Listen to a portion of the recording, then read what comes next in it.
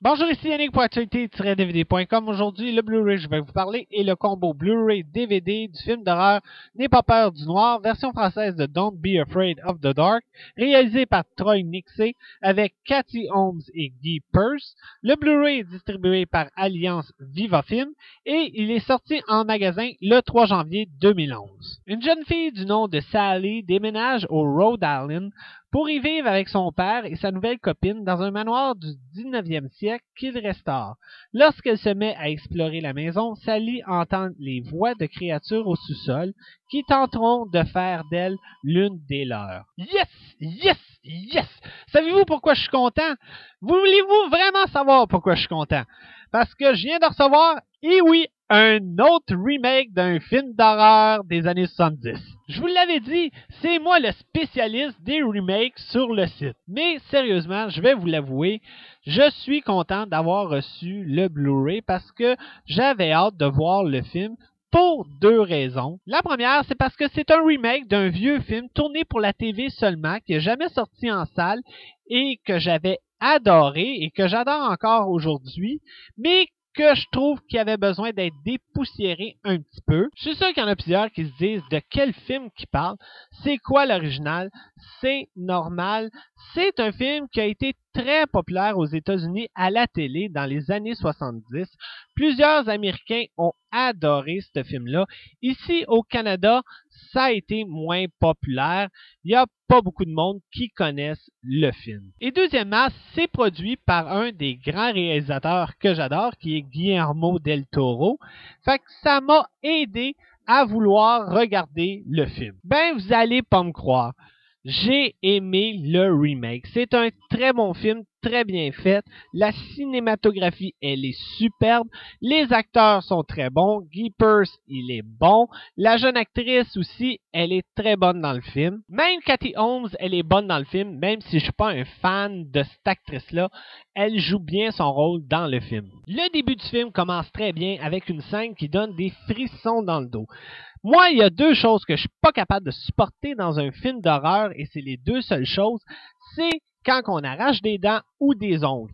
Et je vous dis, si vous êtes comme moi, vous risquez d'avoir des gros frissons qui vous passent dans le dos au début du film. Aussi, dans le film, il y a 2 ou 3 scènes que je vous avertis, vous risquez de sursauter parce que j'ai sursauté 2 ou 3 fois et c'est rare que ça m'arrive dans un film d'horreur. J'ai beaucoup aimé aussi le générique du début du film qui est très bien fait. On voit que Guillermo del Toro a travaillé sur le film.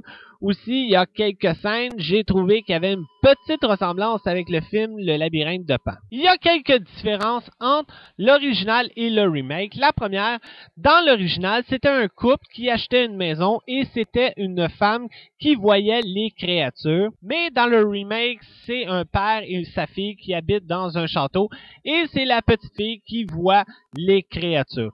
Aussi, la deuxième différence, c'est que la fin est très différente de l'original. Mais à part ces différences-là, qui gâchent vraiment pas le film, le réalisateur au moins a resté fidèle avec l'histoire originale. Les effets spéciaux sont très bien faits. C'est pas un film qui est sanglant. Fait attendez-vous pas à avoir beaucoup de sang, mais je vous avertis, il y a des scènes qui donnent vraiment des frissons dans le dos. Les petites créatures qu'on voit dans le film sont très bien faites. Déjà que dans l'original, je trouvais qu'il était très bien fait pour le budget et l'année que le film a sorti. Imaginez dans celui-là.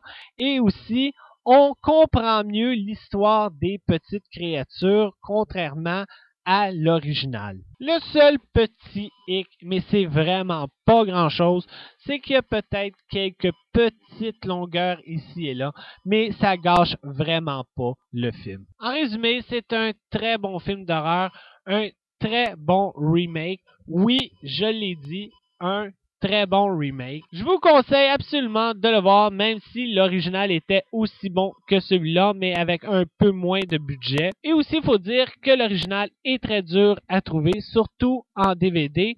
Mais si vous faites des recherches sur Internet, vous allez peut-être en trouver une copie. Moi, j'en ai trouvé une, mais j'ai été chanceux. Pour les collectionneurs de films d'horreur comme moi, bien c'est sûr, je vous le dis, allez l'acheter, ça vaut vraiment la peine de l'avoir dans sa collection. Ah oui, j'ai oublié de vous donner un petit conseil.